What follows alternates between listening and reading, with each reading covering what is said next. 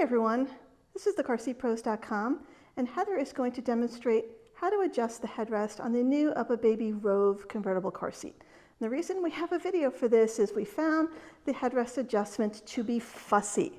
So when it comes out of the box, it's in its lowest position, and you may find that just pulling the gray plastic handle does not get the headrest to raise.